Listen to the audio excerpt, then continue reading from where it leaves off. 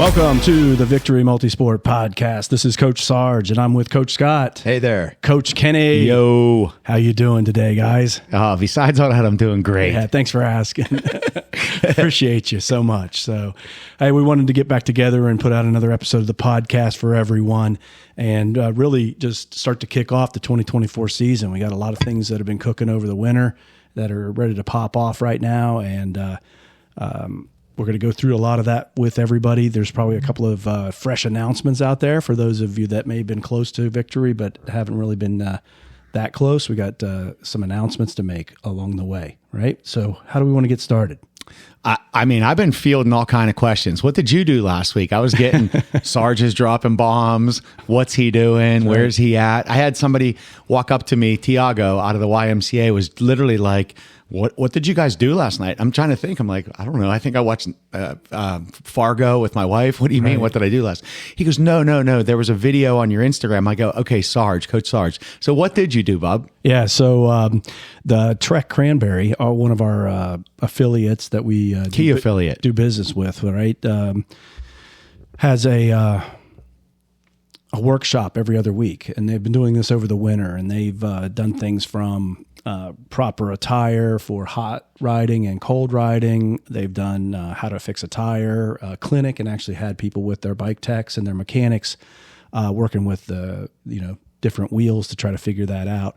So Jen, the manager of the store, invited me because we've been getting along really well. I bring business through there. I bought my wife a bike there for Christmas.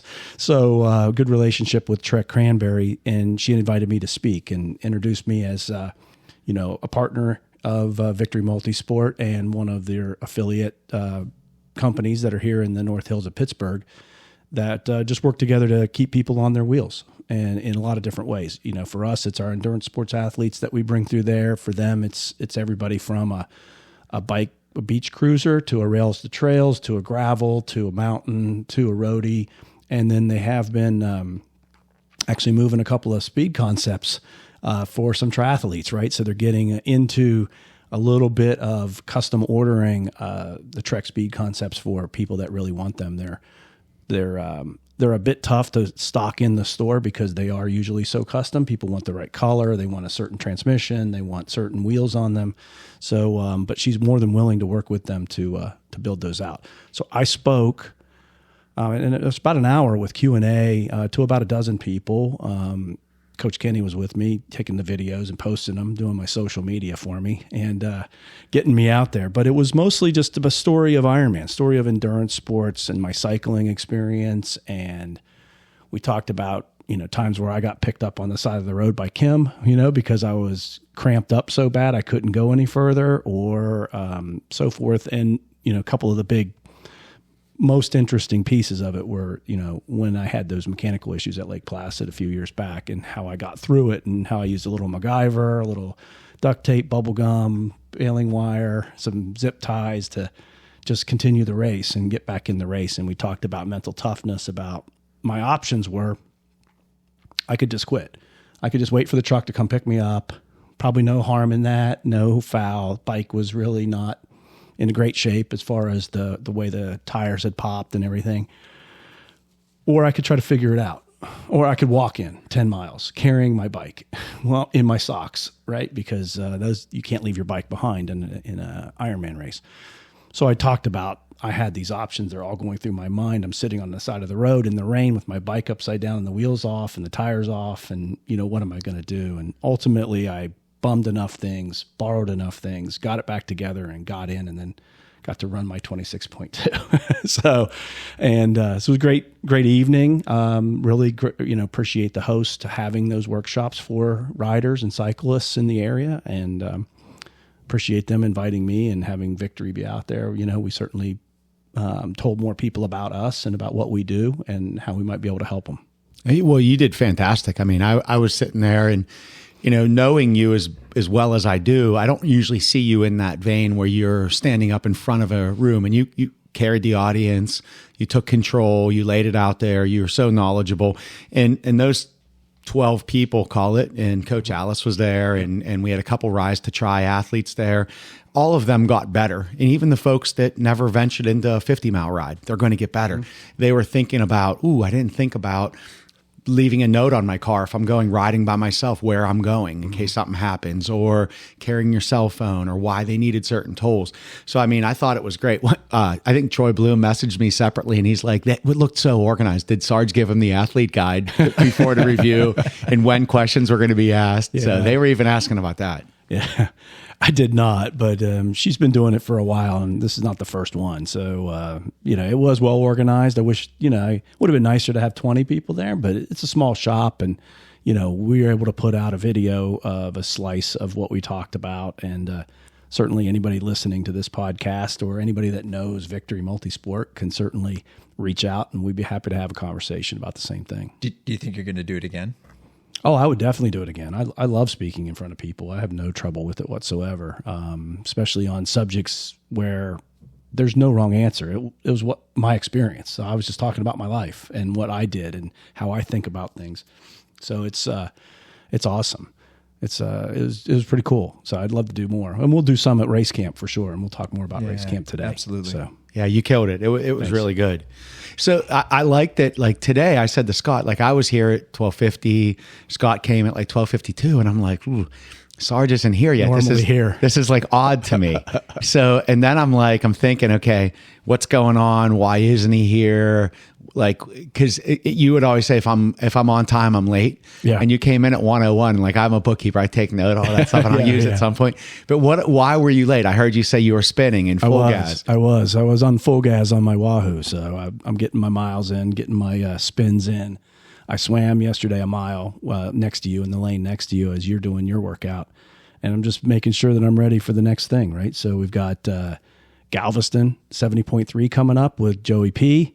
And the Pinions from Victory Multisport. We're all going to meet up down in Texas, and we're gonna knock that one out. It's a fairly flat course, but it's going to get me back into the race scene and going through transition and setting my stuff up and doing all the things you got to do. So I'm excited to get back into racing there. But that's in preparation for Lake Placid, New York in July. So we're doing Lake Placid for the fourth time. And is that what number is that? 25 years there, or is that it's like a milestone? This is the 25th anniversary of Lake Placid in totality, and so it's a bit of a race, and that's what got me into it. So we're sitting in Ohio after the 70.3 last summer, and the team, we're taking the team to dinner, and they're just peppering me like, we know you like Placid, but where else would you want to race if you couldn't race Placid? And as we just kept having this conversation about racing and doing things, I started to get excited. And even you, Coach Scott, talked about just hammering that Ohio course and, talking about how fun it was to get out and just ride. And I'm like, I used to like to do that too, right? So that added to it as well. So they got me all jazzed up, and I ended up signing up for Placid, right the next day, I think. That's awesome. So it was pretty cool. And there was the rumor that it may not get renewed, and it might be the last time, which is, I think, a marketing ploy more than anything, but it doesn't matter. I'm doing the thing, and I'm going to go up and have a great time with, I think, about 13 of our athletes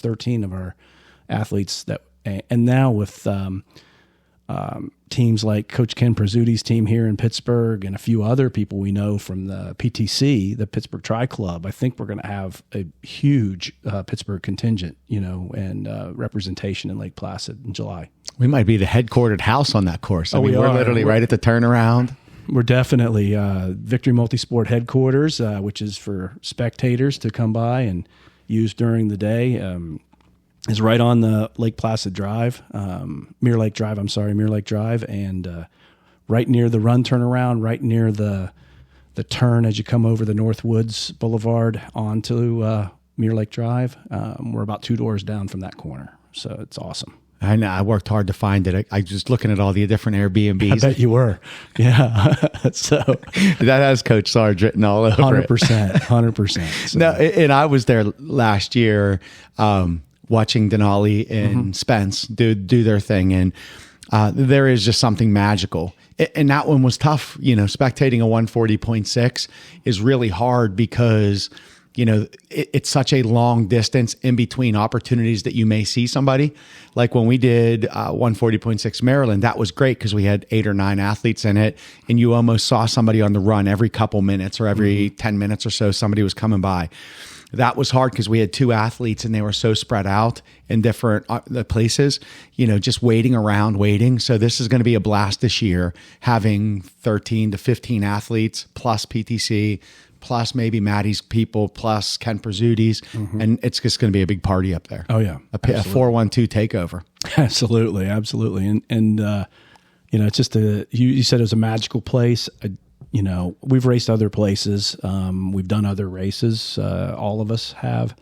And just the way that town takes on sport and the way they turn up for, everything that's going on, regardless of the hype or the news that, there's negativity around some things. But on race day, nobody cares. They love it. They love having the influx of income. They love having the athletes be involved in the city. You can actually feel some of the ghosts of the Olympics there in some ways. You just feel like it's a sports place, and it's there for performance and there to do everybody a solid on being the best version of them. Yeah. Oh yeah. Heck yeah. So it's going to be exciting. We're hoping for the good weather, but we've had bad weather before. It all works out. Stick a Herbie Brooks jersey, like from the 80 Olympics, at the special needs bag on the bike. Wear it the last 56. You guys have fighter straps. You could tie them to your bike shorts so it doesn't flap around. It'll be aero. On the line, on my whistle. Do it again. Again. You'll see us coming up the Bears. Again. Sarge, again. The name on the front's more important than the name on the back. You remember, I think one of the videos he wanted to kill me. Remember we went up there the train and I had you, like I was either coming down a hill, up a hill. It was coming up the Bears. And I had just got up maybe about a minute before him when he was approaching. I'm like, I'll get some videos of him. And right when I got it, you had that orange jacket that you ran in on. You were wearing. No, it was actually had some rain that day. So that was my orange rain jacket. Yes, he had it on. Okay. And as I'm videoing, a massive gust of wind came and it like inflated his jacket. Like the Michelin man. He's like, don't even post it, I'll kill you. Because it looked like that Tommy boy, like fat guy in a little jacket when he was coming up the hill. And it was like an action shot. Like he had that look on his face, that stoic look. He's grinding. It was just the air got like, it just pumped in there. Oh yeah. Like there's certain ones, like the Say got a picture of me riding a horse from the side. And it looks like I'm like King Kong Bundy sitting on this, and the horse was like, get this guy off of me, And but yeah, that is always. Remember when Schmoll, we videoed him coming down the descent, right? And we posted it, and that one guy was like, he shouldn't have been in the middle of the road, and we got into a massive argument on Twitter with that guy. Oh, it's a special place. Good times. Times. All right. So I haven't been on the podcast honestly since probably November. Yeah, because I was away when Cap did his. I think I was in Puerto Rico, and then Ben and the girls posted last month. Yep. You had one hell of a year, man. And I never got to say that. And I'm saying it on here today. I mean, 370.3s, a world, I see it on your shirt, the world championship, and leading into that 140.6, there was a couple phone calls we had where it was like, I don't know, I may be done. Like, this is a lot. Yeah. And this is tough. And I may just coast and just, you see how it's feeling. But I know how you operate. Coast isn't a gear that you have. And you went out and hammered that 140.6. And I think we've talked about it on here, but I've not ever had the chance to say, and one hell of a year. I mean, to go from Penn State to Ohio to Worlds over international Finland, and then to just send it on. I mean, just blown away. I appreciate that very much. And you're right. Like I wasn't sure that day before the full how that was going to unfold. Yeah, I mean, you always hope that you're going to have a great day, but I was mentally prepared that if things got sideways, that I was just going to enjoy it, just given that, collectively, sure. I know we've done so many and we understand like they can go a number of different directions, but I think just having done so many of them and, being a little older and having just an appreciation and quite honestly working with our athletes, right? Mm-hmm. And seeing what they endure and the different race experiences that they have. mentally I was preparing myself like to be able to handle like any direction that kind of went. Boy, but I'll tell you, when it started and I got out there and I just started feeling good, the more the day went on and the better I felt, I just embraced it and just kept going. Took it But all that was in. nice, Kenny. I really do appreciate that. Well, you led very them much. too, like, because I know Tandy, probably had a bit of her day because seeing you out there, and Emily's following her coach and seeing you do what you do. So, I mean, I think, and I felt that in Muncie. I hadn't really raced with the team, and I felt what it's like to be out there with them and to kind of in-game coach or give them that shout out when they need it. And it was really cool, but one heck of a year, man. Yeah, I appreciate it. What's your thoughts on 2024? Anything yet? And I'll tell you. I mean, I know you emptied the tank. Yeah. I have registered for nothing. Okay. And that's great. And it feels amazing. Active keeps sending him messages like, "Hey, Scott, there are races coming. Can you resubscribe?" Yeah. Active. Yeah, boy, I encourage everybody to do this. And I know we have athletes that do this after races. But after Arizona, I put the watch away. I put the phone down. I put the goggles away. And quite honestly, I got back to my roots of running a lot. Like I just felt like, and part of it too was I think I mismanaged the run piece of my training. And so I had a great day during that race, but I felt like, oh man, of the one thing I kind of whiffed on, it was the one thing that I pride myself the most about. Right. And so after that race, I just was like, you know what, I'm going to go back old school. And I just went out and some days I would sleep in and I would just run at night. And other days I would get up early and I'd just go out for a nice run. And quite honestly, it's interesting because, and I know we all have children and I have 3 daughters. They are all different. And I really appreciate that. My middle daughter, I categorize her as my spiritual runner, right? Like she is very vocal about not enjoying racing, but she runs a ton and she just goes out and I'll ask her, I'm like, what are you going to do today? And she'll be like, I don't know. And I'm like, okay, well, be safe, have fun. And I sort of embraced that after the race.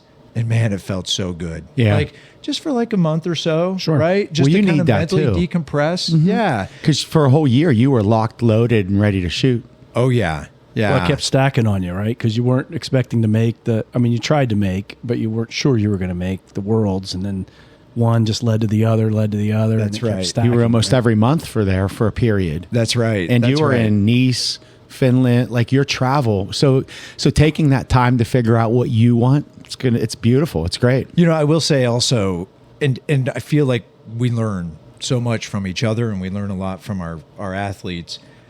And again, I'm older, right? So definitely have this history and sort of set in my ways. Coming back to last year and a lot of those races, there was a lot of, for me at least, excuse me, I felt like I was shooting from the hip a little bit, and that is definitely out of character for me, like Right. going after some of those races that I didn't necessarily have penciled in. So from a mental perspective and just being able to like expand my horizons, that was huge for me, right? Like because part of it, like for me intrinsically, I felt like, boy, this is a big gamble. Like I'm really putting myself out there a lot here. Are the wheels going to come off at some point? And I've had to like learn or embrace sort of that impromptu going after stuff and only focusing on the next race in front of me and not getting overwhelmed with, well, I've got, another race here in Arizona here. And I was like, forget it. Just focus on, whatever that, what's the saying, focus on the 6 inches in front of your face or the foot in front of your face. Yeah. And that's what I did. And it really helped. And then conversely, as soon as it ended, I mean, I really just shut it down and really just got back to enjoying activity, right? And now, even with this upcoming year, I'm not quite sure what I'm going to do. Like, and I'll be honest, I feel like I have a little bit of unfinished business with Arizona because I felt like, and we were at our holiday party, and a lot of nice compliments, a lot of nice comments. And one of our athletes leaned over and whispered to me, I thought you were going under 11. Yeah. And I was like, Oh, bro. Son of a gun. Like you just tapped did it. one thing that was kind of there. So I Touched the nerve. Yeah. There's going to be a lot of Simon and Garfunkel. Hello, darkness, my old That's friend. right. That's right. Absolutely. So I who knows? Who knows at this Yeah. point? Nothing official. I will be there though. I have a hotel room. Coach Alice will be there. Yeah, So there you go. I'll be on site if there is unfinished business. There you go. I am so I have started to reintroduce a little structure back into the training and with it some anticipation of doing something. Yeah. Right. You're not done. as we all should. Right. You go through that period. Now I'm kind of getting back into it. Such a great topic that you brought up because in the next newsletter, there's a whole article that's about the post-race blues and getting back in and how you manage through those times. So it's going to be cool. That's awesome. Good Did time. you shop the inside of the store or the perimeter for the last month? What did you do? Or did you have a lot of chicken instead of a little bit of chicken? Man, I'll tell you what, I traded my chicken for like ice cream. Good. You need it every once in a while. You got to have the cheap times, right? Yeah. Cheap meals. Absolutely. It has felt good. Almost great. maybe a little too good. Oh, you need it. You have to. Like we used to love riding 100 miles and having those Pizza Hut parties on the back deck in Adams Ridge. Bremy was there and just everybody because you just laid it out there. You don't want to go there to the well every night, but it was okay. Absolutely. I love it. And it's funny that you said how Brookie would just go out and run and not whatever it is, what it is. Ben Hawley once said to me, he's like, I know I have to run on Tuesday. I don't really look at the distance you give me until I'm 30 minutes into my run and I'll figure out if it's good. Maybe I'll go that far or it's the greatest thing in the world. To have that freedom of free spirit. Yeah. Yes. Of just what it is. That's right. Yeah. That's right. I And am Ben what I did am. great. Ben, did a fantastic job in Maryland this year, 140.6, finished with his dad. So he gets it done. Oh, yeah. He just gets it done in a Ben way. And and I've often, because I coach him and I always say, if I make him do anything that is non-Ben way, it will be a bad way. Right. That's right. You have to give him that runway to Or it just won't get done. Right? He just refuses to do it. if I slapped him with some sort of structured bike workout, he's going to look at me reject it. yeah, what the heck? What are you doing to me? Who is this? And that's what I love that guy. I love him so much. He's actually running Flying Pig with his mom. Absolutely. Yeah. Yeah, he loves it. And then, Cincinnati and his mom lives in Dayton. He's in Northern Kentucky. So it's perfect position for him. Yeah, I was just going to say, so with my heavy race year last year, Yeah. and Sarge, I know we've already talked a little bit about your racing. Yeah. I feel like I'm passing the baton a little To me, bit. right? Yeah, you and Kenny both, because Yeah. right, you guys both now are teeing up big 24s. Oh, yeah. With a lot of. I think the only way I'm going to make Worlds is to buy my ticket to go there. Yeah, but that's quite all right. Again, I'll bring back to the newsletter. If you read the article this week or past a couple weeks, it talked about, there was a time where I was going as fast as I could to try to be as fast as I could be. Now it's about, I want to be as long in this sport as I possibly can be, right? As durable as I can be, and just continue to have the fun and experience the people and the places and the events and, the swim, bike, and run in triathlon that I can.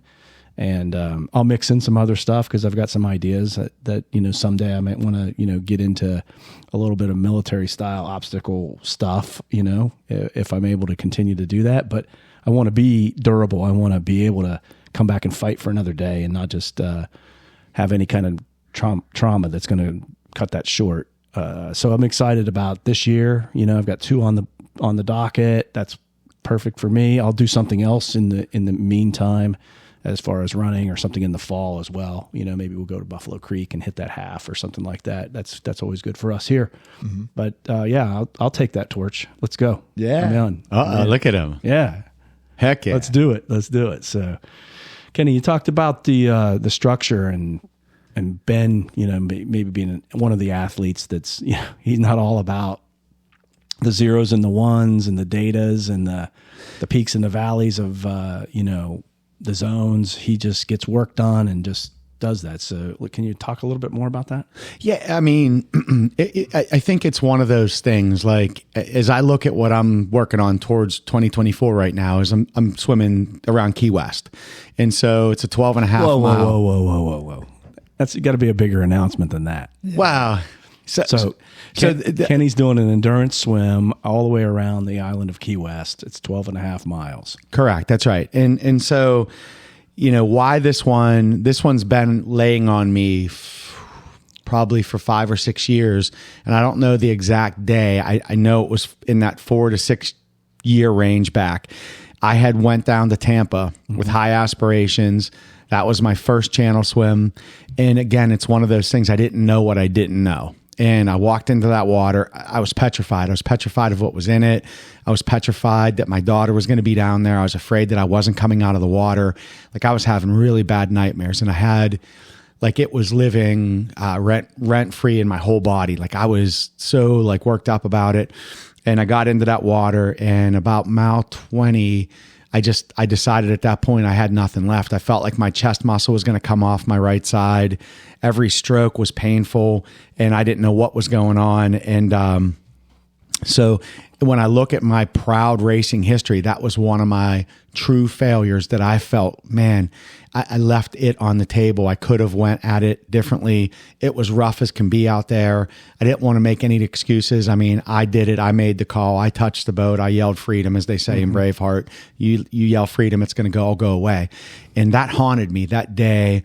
I was okay with the fact, like, I got to mile 20. I was 2 miles faster than Pittsburgh, or 2 miles longer, about the same time. So I knew I was improving. And then I went right back into Ironman. And so, like, when you said you look at Arizona and you have unfinished business, this thing's been looking at me, and it's the same Florida waters. It's not the same race. There's another day for that.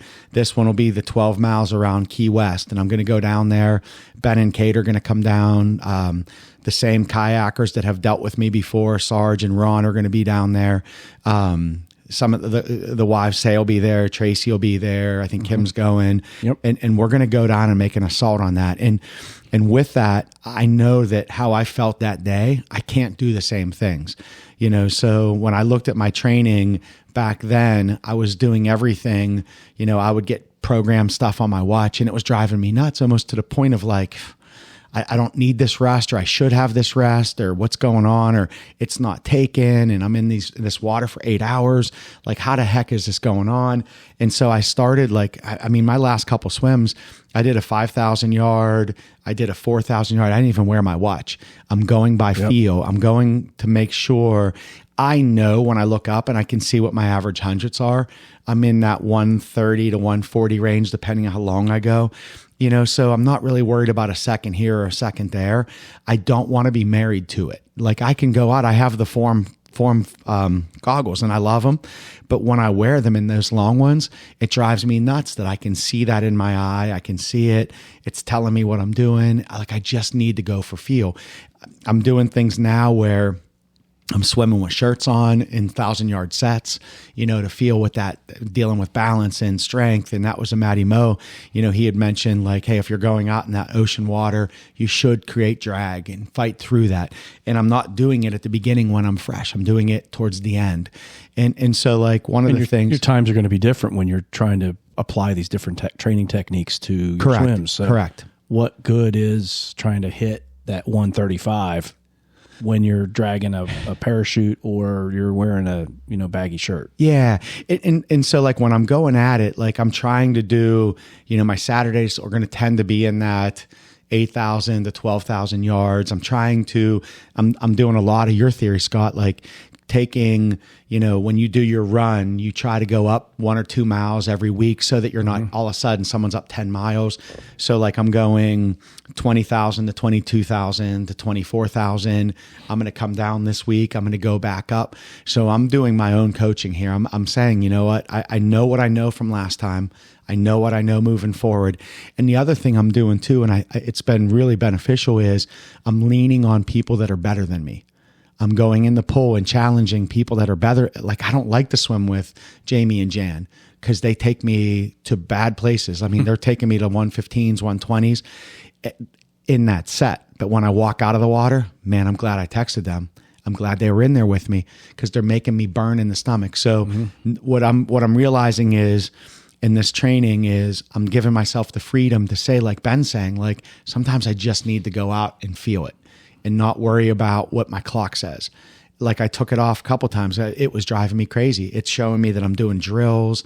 Like, I can't be married to this. I need to be married to what's in my mind, what's in my heart, counting out was 5,000. That's 200 up and downs. I had thousands 40. Yeah, 200. I had to count 200 lengths in my mind, mentally prepared, so that I'm fully aware of every hand in the water, every recovery, every reach, my touch of my hip, where's my breath. So the one thing that's pressing me right now is like I think I only showered like twice this week. Well, it counts, right? When every time you go to swim, it counts as a shower. It does. And I make sure I let our athletes know, like, hey, man, I didn't really shower either. Just 8,000. I think I would have if it was 7, but the 8, I'm good now. But like I'm running. The only thing that I will tell you is part of my training that I didn't do last time, I'm running. So I'm running 3 or 4 days a week, about 5 to 7 miles each clip. And then those days I'm doing that, I'll swim maybe a mile or two.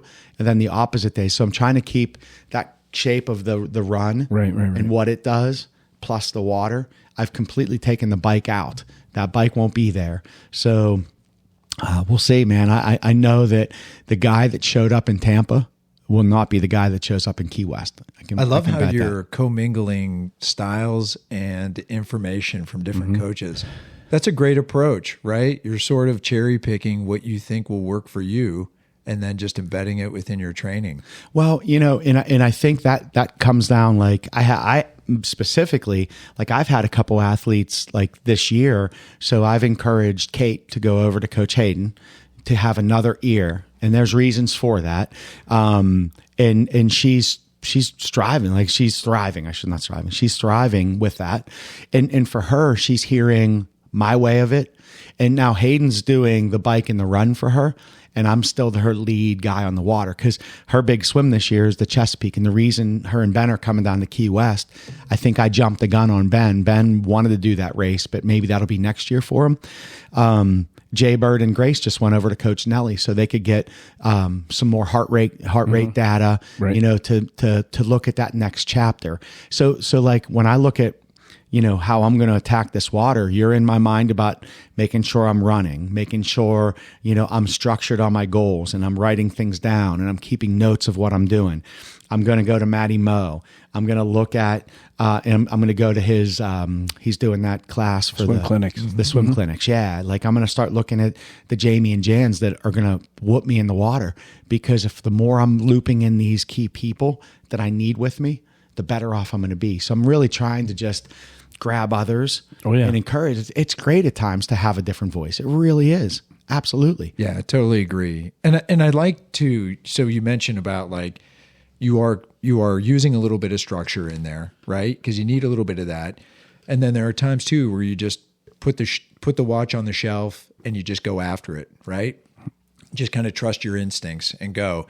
And I really do think like athletes will learn a lot about themselves if they take a combination of approaches like that, right? It's when you lean too heavy one way or the other. That's right. Is when you start to potentially, introduce shortcomings, or like in my case, I feel like I kind of left something out there, or your case, right? Like you have a little bit of unfinished business. Pardon me. And I'm not saying that's never going to happen, right? Because I think to some extent, maybe athletes feel that way whenever they're racing, like that, the self-reflection, you have a tendency, especially athletes in this type of sport, can be a little bit hard on themselves. Oh yeah. But, it is to the athlete's benefit to, sort of, okay, there are times when I kind of need that structure to make sure that I'm not getting over my skis here, that I'm doing things in a manner by which I am building right towards a goal. But then there are also other times where it's like, all right, look, I just want to embrace the passion and the enthusiasm, and I'm having a day. That's right. And I'm just going to go. Yeah. Right. Yeah. And I think that the combination of the two kind of keeps it fun, kind of keeps it fresh, helps people get to where they want to go. Yeah. One of the things too, I've been hearing a lot about is, cause I talk to Coach Alice a lot. I talk to you guys a lot, Hayden a lot, Nelly. And you always hear sometimes athletes question, oh man, am I doing the best I can? Look at Scott's time. Look at Scott's run time. Like, what am I doing wrong? You're not Scott. Right. Like, you're just not Scott. Like, I can never compete with him running.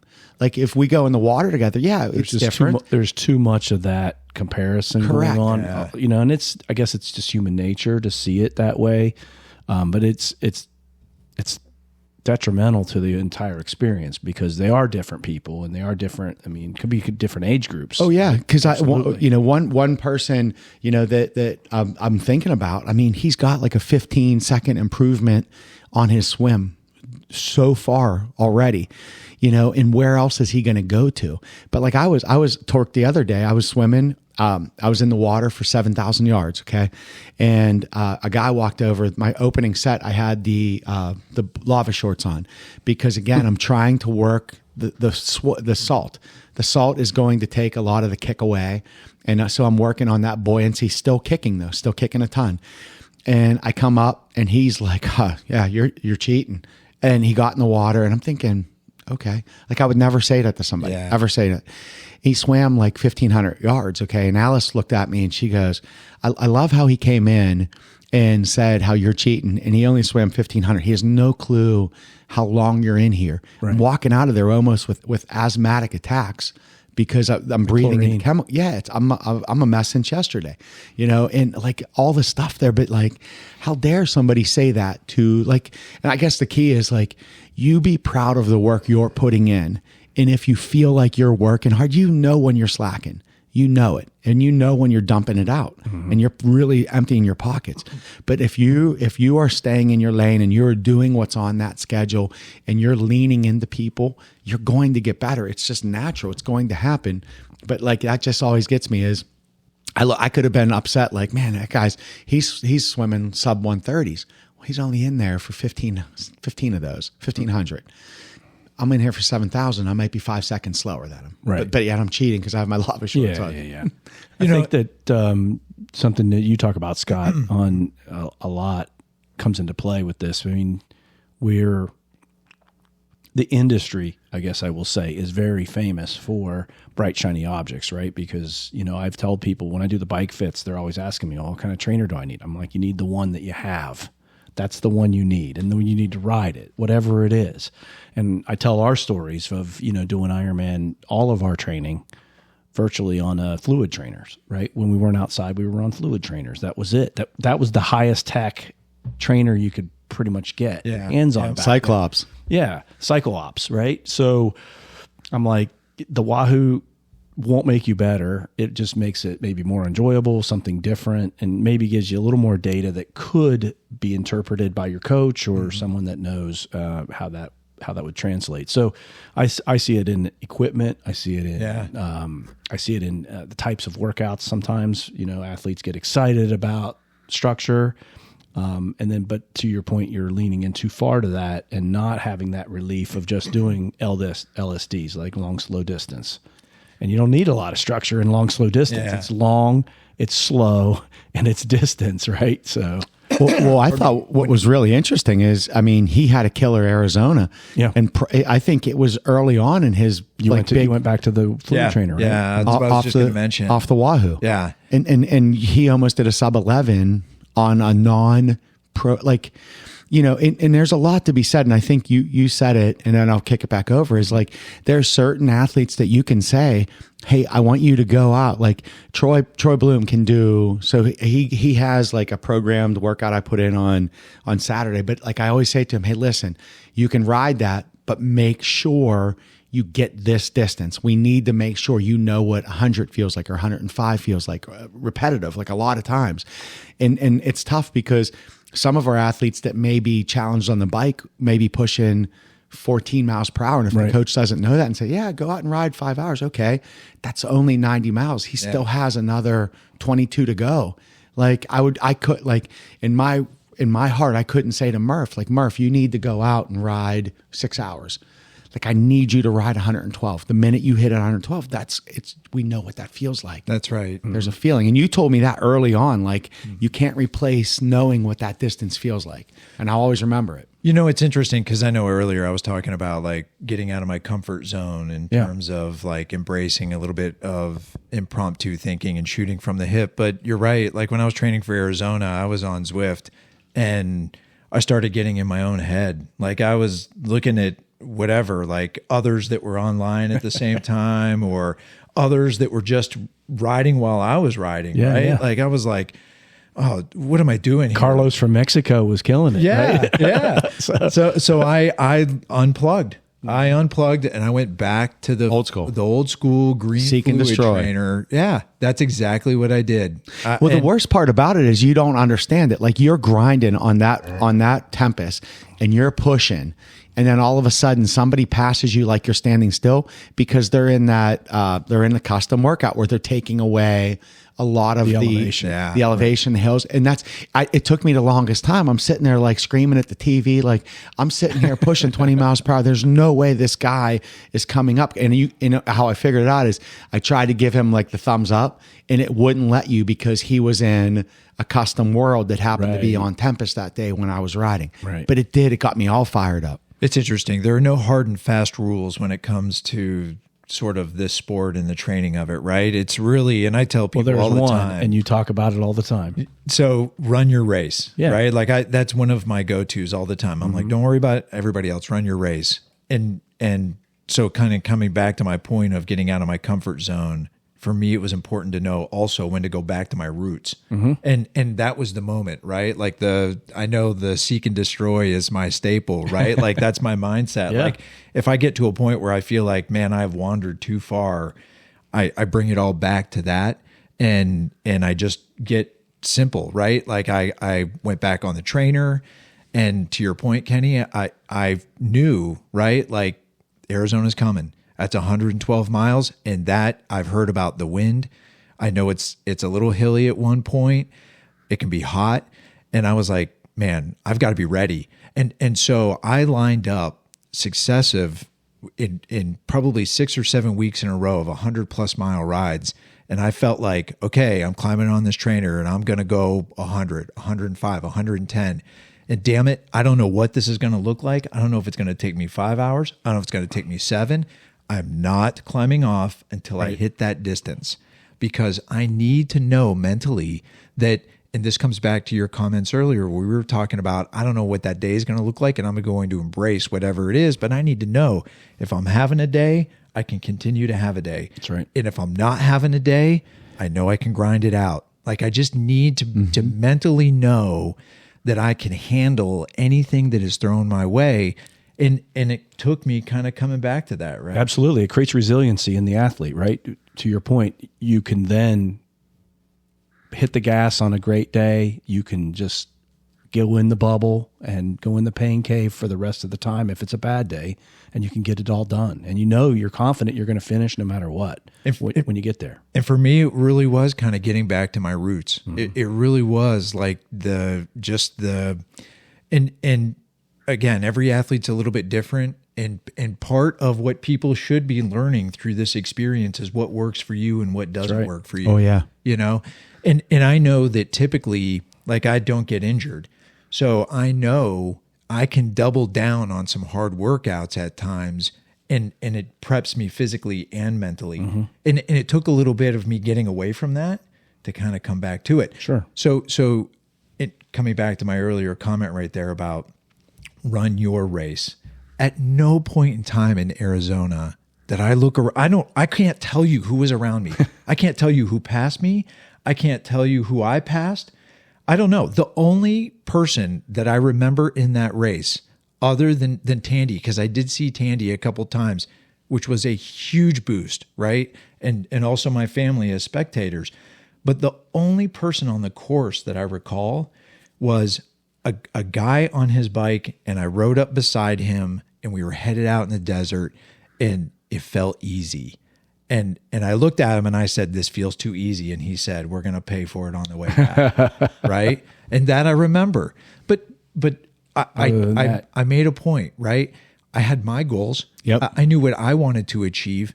Didn't worry about others. Yeah, you weren't keeping score as you went by. You That's weren't writing right. down bib numbers as you went by. That's right. That's right. That's right. Well, just those shiny objects. I remember when I was getting ready for Tampa, trying to like anything I could, to get over those long swims. And it was, I was putting things on my swim, Metronome? my goggles. No, that would, the little square iPod I could have, the cord going into my ears. Every flip turn, they'd be flying out, and I'm slowing myself down trying to figure it out. Why? What was I trying to do? I can't have music in the race. So why am I trying to do it there? You know, and it is tough. I mean, anything, but some of that is great. Like a good balance is great to have. Like I like wearing those form goggles in like 2000 and under, where I can, if I'm doing speed, I like seeing it. The long stuff, I need to make sure I feel 10 grand. I know what 6 miles feels. I'm going to be in that water one day for 9 miles. I want to be 3/4 of the way through that race in prep training. And I need to know what that feels like. Because if I don't, I'm never going to know on game day. You know, Kenny, you made a great point to me, and I know I referenced before in the earlier podcast about the benefits of my swim was a result of advice you gave me and some structure to introduce. And the comment that you made to me once, because I was telling you, man, I feel like my swim, I'm getting a little quicker and I feel like it's a little easier. And your comment was, yeah, that's good because you need to know you can hit the gas when you have to. Yeah. And that resonated. That actually resonated across all the disciplines. I was like, you know what? That's right. That's a great way to frame when you have structured speed work. If you want to capitalize on some of those workouts, there might be a moment where I do want to, you know, hammer the pedal, and I need to know I can do that and then come back off of it and not fall apart. That's right. Well, yeah, because it all comes back to how you handle, like when you do, I've been doing a lot of broken 200s or broken 500s, and in there is fast. Like when we go, we're going, but we're not sitting at the wall. We're going to recover easy. And that's that shuffle, jog, walk, get your heart rate back down. So when it's time to go again. So it was weird because you think of swim and you think of bike and you think of a track workout. There are a lot very similarities in them. You know, and that's kind of cool when you look at, hey, this on the track workouts that we do at Adams Park will absolutely translate. They may be just different distances, you know, the repeats and the brokens, but it's the same concept. It's kind of cool. And the other thing I've been doing too, and I've been reading a lot, is I've been doing a lot of medley work. So butterflies and backstroke, you know, to try to get to pressure off of this motion, opposite to try to get it stretched, the butterfly using your whole body. It's wild that the guy who won Pittsburgh that year did all 18.75 miles. That's right. Butterfly. It's incredible. That's the Pittsburgh. That's a Pittsburgh 30K swim. Yeah. Just for the listeners. Yeah. Just incredible. Back like butterfly. Butterfly. The whole. I do 50 of it, and my heart rate feels like it wants to come out. You know, but again, it's all good. It's all going to make you better. You know, and mentally that's got to help as well. It just probably breaks up your workout a little bit. It totally. keeps it a little fresh. Totally. Yeah. 100%. Yeah. The point I was referencing with you, Scott, is you say it all the time. Input, output. Oh yeah. Input, output, right? So whether you're a fluid trainer, whether you're Wahoo, whether you're outdoors, whether you're in a weight room or you're doing body weight push-ups and body weight exercises, input, output, you do enough body weight push-ups, you're going to get muscles. It just works that way. So input, output. So I guess our point today, primarily in this vein, was just to let the athletes know, the listeners know, like there is no one way. The bright, shiny objects are not 100% necessary. They are fun sometimes. They maybe make it more interesting. They maybe provide more data points because now technology is coming to play with sensors and things of that nature that are just providing more information. But in a race, you basically have a watch. You basically have your shoes, your bike, and your swim cap and your goggles, and that's it, right? You know, there's no music, there's no coaching technically from the sidelines, there's no outside help. You're in Ironman to be in Ironman. You're in the marathon to be in the marathon, or you know, in Boston or Chicago or New York or wherever you're running your marathon. And so it's you can go back to your roots. You can go back to the body weight. I can go back to my Marine Corps days of just lifting a pipe with 2 pieces of concrete on the ends of it. That's what we use sometimes in some of our training because they just left it out in the field that we would train on. And so it didn't have to be a fancy weight room with all the new plates and all the new dumbbells and everything. As long as it was heavy, it didn't matter, right, what it was. So, well, it was funny because the shiny object, this is just switching gears and we'll go on to some of our upcoming stuff. Yeah. Nick Zotis is a big goof. Like it's one of the other guys I coach, and congrats to the Zotis family. They had a baby girl born, and she's beautiful and great head of hair like Nick. But so Nick was getting ready for Ironman North Carolina, and his buddy McLean was going with him, And I go, hey man, tell McLean he needs to get, McLean's not a athlete of ours yet. Tell him he needs to get that swim cap for that North Carolina swim that actually has the chin strap. So Nick's, like I said, a nut. He sends him a message. Hey, Coach Kenny said we need to get this. The water it's an October race. It's cold. This is good. It'll keep us, on our chin. So in case somebody hits us, it won't fly off. So they get down there. He goes, oh my God, he actually has it. He bought it and he's wearing it right now. And so now McLean, I don't know why he probably would have come to Victory. He did come to Victory. I actually am coaching him now. He's doing Penn State. So if you see him, follow him, ask him to bring that swim cap to Penn State. That's right. And then he's going to go into the waters of Maryland for 140.6. But nice. That was his shiny object, was that the swim cap with the flowers on it. And so it's going to make him faster. And make him faster. Absolutely. So watch yourselves. Awesome. So what? So one of the things I'm super fired up about is our newbies. Absolutely. That's exactly agree. where I was headed. So. The babies of the bunch. I mean, it is so awesome watching these, bucket with Lauren and the bucket that's with Coach Alice. I mean, that is one of the faster growth areas inside of Victory is these people, and why I love it so much. A lot of times you wake up tomorrow and you kind of know the outcome of what you're going to do. You do. And there's so much uncertainty of what they're going to do. And it's almost like watching them anticipate Christmas. Well, they're having breakthroughs every single day. Yeah. Every single day. Brand new. It's every single awesome. day. So they're really getting hyped up. And what we're referencing is our Rise to Try first triathlon or first time in a long time triathletes that are coming back to the sport. We have a great group of athletes that are in there with Coach Alice, doing all types of things to get them ready in the 17 weeks that we're leading up to a May triathlon, whether it's a sprint or an Olympic or whatever it is for them. And then with Coach Lauren, Pittsburgh Marathon is the prime time, but it could be in other parts of the country.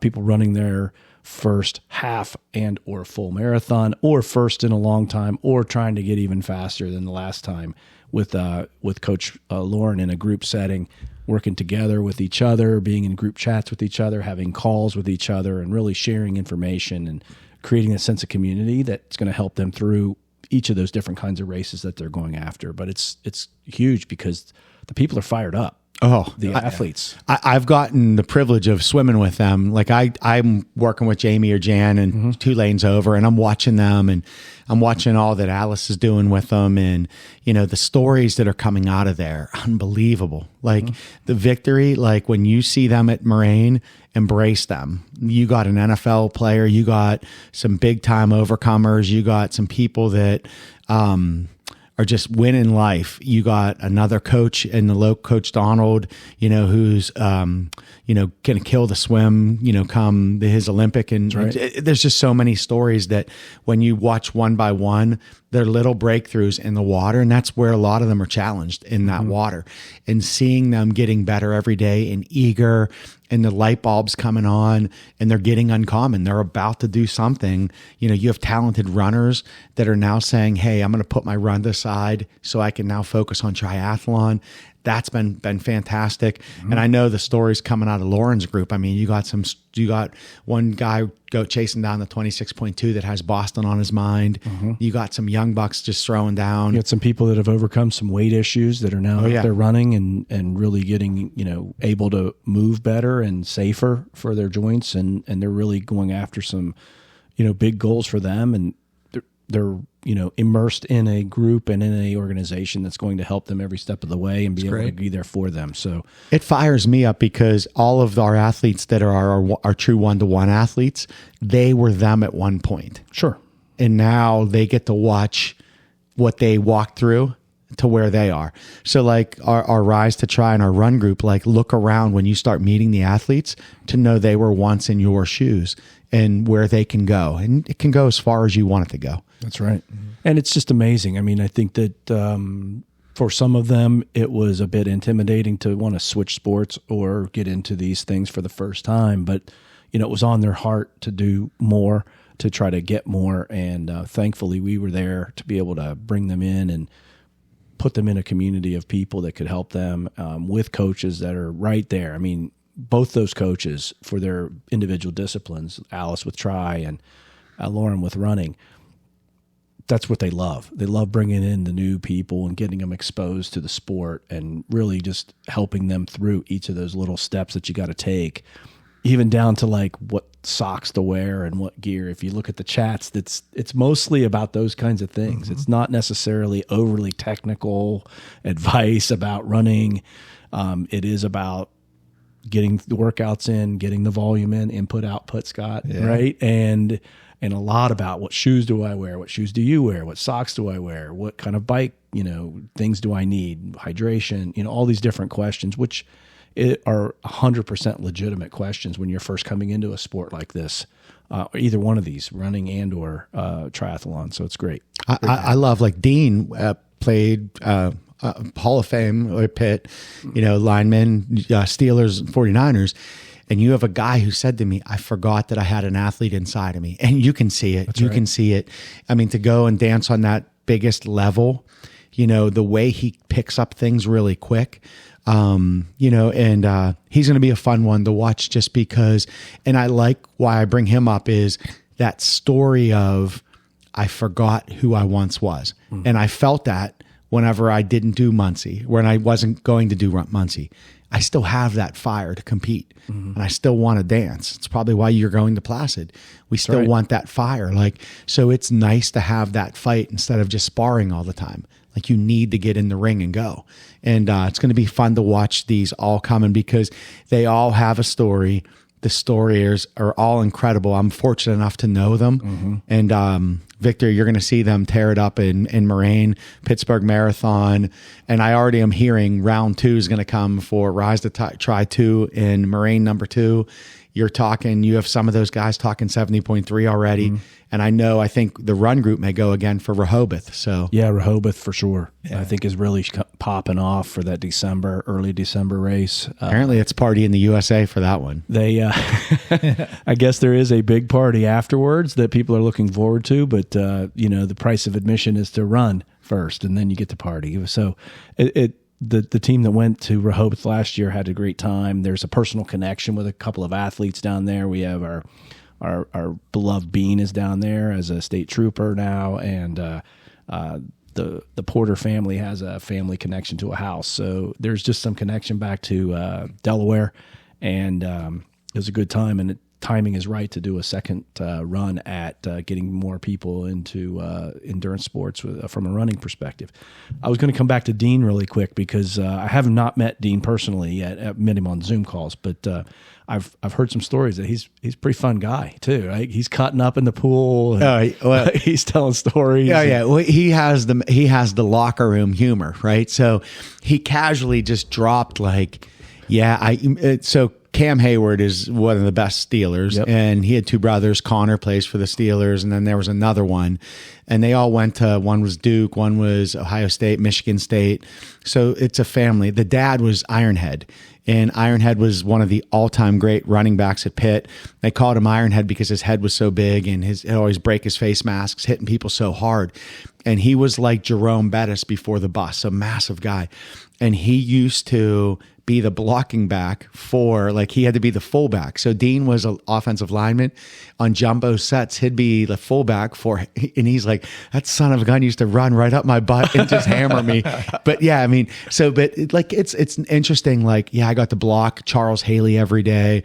I had to protect Joe Montana. Mm-hmm. He played with Bubby Brister for the Steelers, but it's just nice to hear him, how me, it's like, oh yeah, I got to ride with Bremen, Sarge. People, oh, that's good. Who are they? But he's like, oh, I got to block for Joe Montana, and he has a captivating personality. I've gotten to sit in the hot tub. He cuts it up a little bit. He has fun. He's always hard on himself about his size, but it's getting better and better and better as he's getting more involved, more active. It's interesting. You are hitting on a point that I love about this sport. And it's that common denominator that there's something that we all share that draws us to this, even though we're all different, right? Yeah. And I say it to my track team all the time. I don't know who's popular, who's unpopular, who's smart, who's not. I don't care. because we're all here together and we're all sharing in this experience, and something is drawing us to this. And it's that common thread that propels us together as a team. Yeah, right. Not to be crass, but when they're all puking in the trash can, they're all the same. That's right. That's right. So I can't wait for the new track. Now that he's coaching the sprinters, that's right. our track workouts are going to be a little bit more intense. Oh, I'm already dabbling in some stuff, and I'm rolling it out to a few of the athletes. Say goodbye to your already. hamstrings, man. Yeah. Get on the line. They're going to be toast. Again. They're going to be toast. Again, I'll walk up when you're done. So, but to that point, your track workouts are phenomenal. The speed workouts in the pool are phenomenal. I personally have dropped time from both of those types of workouts. Really, hitting those in ways with both of you to improve myself, and I think they're fantastic. So I've been making sure the athletes have those, but the experience of having the groups that come out for those types of workouts is just phenomenal. Like whether we're running the hill repeats or we're doing the repeat 200s or 400s, it's an awesome time. We've been trying over the winter to rent out Stride once a month and have our athletes come down and, participate in an indoor interval workout on the treadmills. So that's something else we're doing here locally in Pittsburgh. So anybody listening, we have one coming up in February and March. So, Friends of Victory are welcome, ambassadors, athletes. It doesn't really matter. If you know us and you're hearing us and you can make it down there, reach out to us, hit us up, and we'll make sure you get the information. Yeah, hit us on Instagram with your email, and we'll add you to the newsletter. That's right. Yeah, so we can get all the findings. We publish the whole list of our group activities and where we're going to meet up, and we're always in for meeting new people and just listening to where you're at and what you're looking for. And that's exactly why, as we started this podcast, we went and spoke at Trek, and we met 12 new people that we've never really, been involved with before, told us a little bit of our story, had some great interest, sparked some thoughts on their side. They're going to be safer on the roads. They're going to be more prepared if they have a bike issue. And that's just what that's what we're all about. I loved it that Brian, BA Runs on Instagram, walked right up and he said, I love you guys. Yeah. You guys are the best when you show up at races. He goes, I love going to where you guys are at because you cheer. That's right. So we got him on the newsletter right then. But we want to bring him in and have him show up even more. So it's awesome. Yeah. Sarge, I know we're cutting it close here, but do you want to finalize or drop the camp? Yeah, let's talk about camp at the very tail end here. So May 31st through June 2nd this year is race camp in the North Hills of Pittsburgh. Very similar format to years past if you've been involved in it, but it is a endurance sports 3-day experience that you can join into. Information is going to be popping off here in the next couple of weeks on the webpage.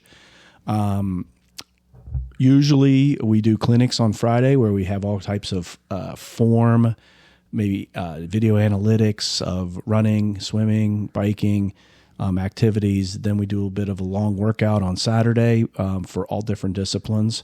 And then Sunday is devoted to being up in Moraine and doing a little open water stuff for the triathletes and a little bit of track workout for the runners only. And all mixed in with social events and meals and prize giveaways, and just a great time to engage. Try before you buy if you want to, and just see what we're all about. Lean in a little bit, get to know more people that you've been hearing about on the podcast.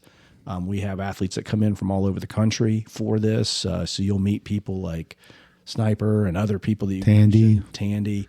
And some of our other coaches. We do TED Talks, so there's a huge amount of education and camaraderie and team building that comes from being involved in race camp. Yeah, more details to follow. And I think we've changed stuff a little bit year over year as well, right? Oh, yeah. Like we've received great feedback, absolutely, and we've introduced some new things. Athletes continue to give us that feedback, so we encourage that, so we can mix up like some of the sessions. Absolutely. We're always trying to improve, do the best we possibly can with the facilities that we have access to and the venues we have access to. But regardless, it is a fantastic 3-day weekend. Normally we have decent weather. It's first weekend in June. And I doubt that we're going to have anything different. It's going to be awesome this year. Agreed. I love it. Yeah. Bigger and better than before. So I got one more thing to Bring it. to end it on. Who do we got in the Super Bowl today? Ooh. I don't know. We'll go San Fran. So we'll lean that way for Matty Moe. Who you got? I don't know. All I know is that San Fran's favored by 2 points. So I didn't even know that. I knew that. But for my family, I have to go with the Chiefs because we got some Swifties in there. So, well, I do have a 49er shirt that Matty Moe made me wear during a hill workout. And you kept it. I still have it. So I do think, though, I'm going to go with, I think I'm going Niners. 49er. That could be, he probably does not want me to say that because they'll probably get smoked. He'll blame it on you if that happens. I'm sure he will. All right, so Matty Moe, if you're listening, it's all We Kenny's love you, fault. Matty. We love you, but it's all Kenny's fault if it doesn't go your way. All right.